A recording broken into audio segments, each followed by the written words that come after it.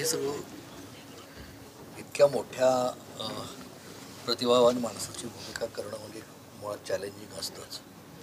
फक्त एकच होतं की त्याचं कॅरिकेचर होऊ नये.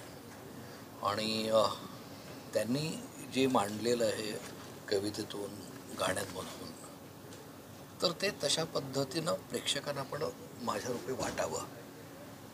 आणि हा जो स्वरगंधर्व सुधीर फडके नावाचा सिनेमा आमचा आत्ता येतो आहे, त्याचा प्रवास जो रेखाटलेला आहे योगेशने, तर त्याच्यामध्ये कसं असतं की सगळे मिळून त्याच्या डोक्यातला एक विषय, एक विचार त्याला जसेच फडके मांडायचे आहेत ते त्यानं ठरवलेलं आहे. तर तो पुढे नेताना ती भूमिका कितपत महत्त्वाची ठरती आहे आणि त्याला आवश्यक आहे त्या पद्धतीनंच ती बाबूजींना सपोर्ट करत ती गोष्ट पुढे नेते आहे की नाही, याविषयी जरा जास्त लक्ष देऊन काम करण्याचा प्रयत्न केलेला आहे. अर्थात गदिमांची प्रतिभा माझ्याकडे असण्याचा काही संबंधच नाही आहे, पण ही ती जी काही प्रतिमा म्हणून जी उभी केलेली आहे ती तरी लोकांना त्यांची आहे अशी वाटावी एवढीच इच्छा आहे.